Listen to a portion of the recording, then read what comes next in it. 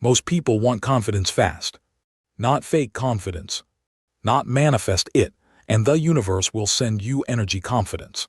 I don't do that. What I'm talking about is something simple, practical, and usable right away. I stumbled into it by accident, tested it on myself like a lab rat, and their effect on confidence was real. It's almost ridiculously simple, but it works. Here it is. Change the way you set goals. That's it. If you want confidence that feels grounded, realistic, and actually sustainable, stop setting goals around being good or being successful. Start setting goals around becoming proficient. That small shift can change everything. A lot of people set goals like, I want to be great at coding, I want to be great at sports, I want to be great at communication. Or they say, I want to be successful in business, I want to be a successful writer, I want to be successful on social media. And look, I'm not saying those goals are wrong. But for a lot of people, words like great and successful are too vague.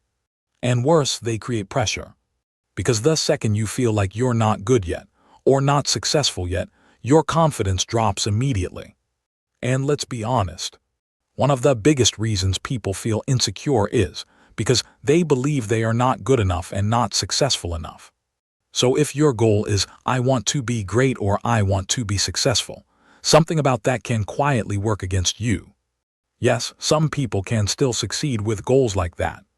But from what I've seen, a lot more people lose confidence under that kind of pressure. They start doubting themselves. They feel behind. They feel small. So change the target. Don't aim to become successful. Don't aim to become great. Aim to become proficient.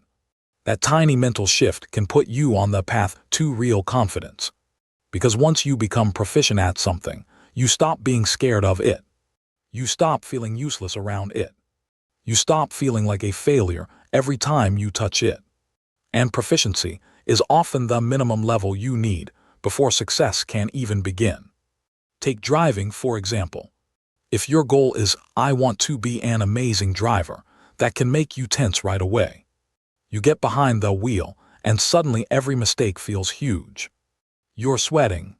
You're stressed. You're afraid of messing up. And a big part of that fear comes from the way you framed the goal. So save yourself from that pressure. Forget I need to be great. Forget I need to be successful. Say I want to become proficient at driving. Now the path becomes obvious. How do you become proficient? You practice. A lot. That's it. Suddenly, everything gets more realistic. It comes back into your control. It stops feeling like some huge, impossible dream and starts feeling like something you can actually do. Because proficiency feels close. It feels reachable. Back to driving. If your goal is proficiency, then the job is simple: drive more, go slowly, give it regular time, get used to the car, get used to the road, get used to the feeling. The more familiar it becomes, the more comfortable you get.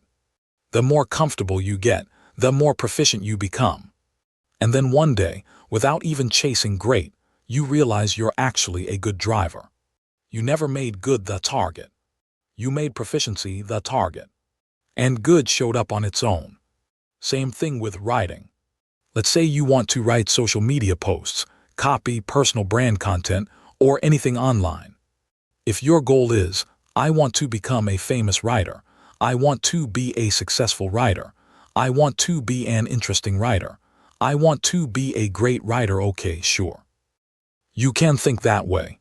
But be careful. Because what happens when you wake up tomorrow and nobody reads your post? What happens when writing feels hard? What happens when you think your draft sounds terrible? Even if your goal is, I want to write well, the moment you feel like your writing isn't good, your confidence collapses.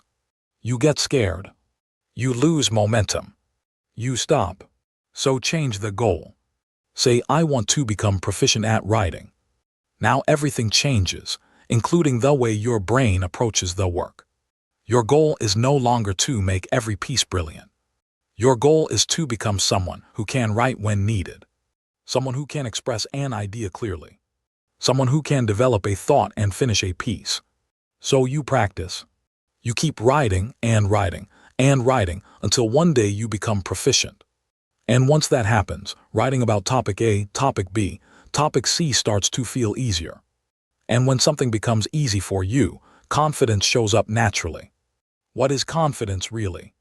It's that feeling of, you want a 1,000-word article. No problem. I can do 2,000. That kind of confidence doesn't come from hype. It comes from proficiency. So make proficiency the goal. Even simple things work the same way, like talking to strangers.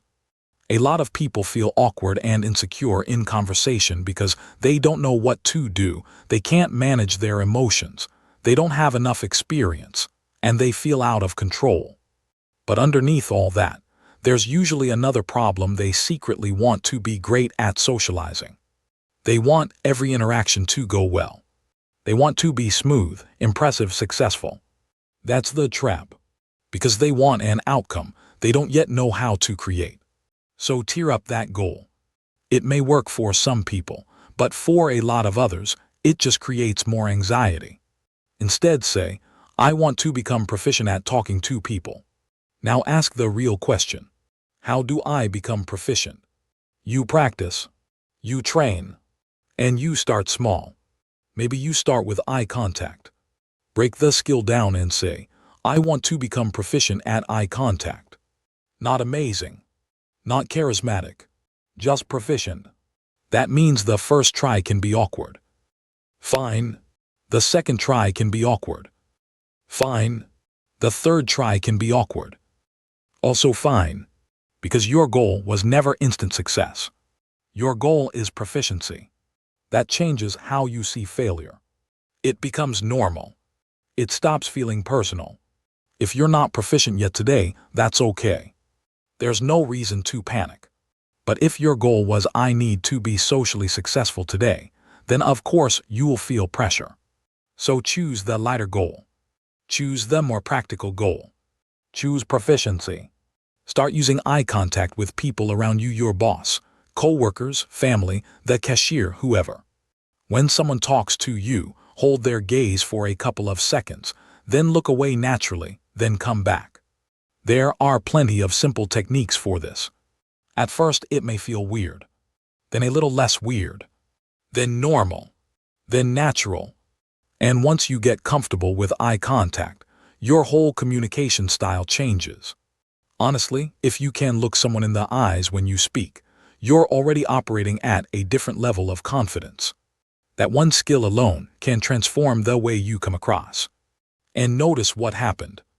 You didn't set out to become some master communicator. You just became proficient at one small part of communication. But that one part changes the whole experience. Public speaking works the same way. You can say, I want to be a great presenter, fine. You can say, I want to give a successful presentation, fine. But in practice, a better goal is I want to become proficient at presenting. Then break it down. A presentation has components: the opening, the slides, the tone of voice, the pacing, the delivery. Pick one. Maybe you start with the opening. Maybe you start with your vocal tone. It doesn't matter. Just control one thing first. And again, when your goal is proficiency, failure stops being a crisis. First attempt. Messy. Fine. Second attempt. Still rough. Fine. Third attempt. Fine. It's like learning to ride a bike or drive stick. At first, of course, it feels clumsy. But if your vision is proficiency, then those early mistakes don't scare you. They are part of the process. So let's say you practice just the first line of your presentation. Write an opening that's maybe 30 words, 50 words, 100 words. Then repeat it on your own until it feels natural. Repeat it until it feels easy. Repeat it until your body relaxes and your voice starts to settle. That's all. And once you can open well, you can train the body. Then the transitions. Then the tone. Then the rest. It may take time, sure. But is it realistic? Yes, completely. And eventually, you become an engaging presenter. Why? Because quietly, behind the scenes, you trained yourself into proficiency. And once that happens, skill arrives. Success arrives. This works in almost every area of life. School too. If you're bad at a subject and feel insecure about it, stop saying, "I need to be great at this." Say, "I want to become proficient at this." Take English, for example. If you struggle with it, make proficiency the goal. How do you get there? More exercises, more practice, more repetition, more test sets. That's where confidence comes from. There's no hidden secret. This first idea is incredibly simple: change the way you aim. I'm talking about something practical here. Very practical. Become proficient. That's it. If there's something you want to conquer but don't feel confident about yet, pull out one part of it and train until you become proficient at that one thing. You will start to feel different about yourself. Confidence will begin to show up almost automatically because proficiency means fewer failures, less friction, and more ease. And when something becomes easier in your hands, confidence rises on its own. So here's the takeaway from method number 1. Set the goal of proficiency. And the easiest way to do that is to pick one specific skill inside the bigger thing you want. Practice it, repeat it, engage with it actively, fail at it a few times, and keep going until it becomes natural. Once proficiency shows up, success starts showing up. Confidence starts showing up. Skill starts showing up. That's how it works. Look at almost any profession. Why is a mechanic confident? Because they are proficient. If the word great feels too abstract, use the word proficient. It's more grounded, more human, more reachable. If someone hands you a problem and you honestly don't know whether you can handle it, that usually means you're not proficient yet. And naturally, insecurity follows. So become proficient at the things that matter. Confidence will follow. This may be one of the simplest ideas I've ever shared, but I genuinely believe it works. It worked for me, and I believe it can work for you too. Sometimes all it takes is one simple realization to shift your entire mental state from fear to calm, from insecurity to confidence. And I love that, because life is like that sometimes. Not every breakthrough has to be deep, complicated, or academic. Sometimes it's just a simple discovery that feels like a gift. And I truly hope this one becomes a gift for you too. Most of us don't enjoy learning things that are overly complicated, exhausting, and hard to remember. So when life gives us a lesson that's simple, clear, and easy to apply, maybe we should grab that first. That's the spirit of this message. So from today on, remember one simple thing. Make proficiency the goal. You're not good at piano yet. Instead of saying, "I want to be great at piano," pick one very simple song and say, "I want to play this one song proficiently." That alone can make you a better piano player. Same with tennis. If you say, "I want to be great at tennis," that's overwhelming. Great tennis includes the forehand, the backhand, volleys, footwork, timing, overheads, low balls, high balls, match pressure, lighting, court feel, everything. That goal can crush you before you even begin.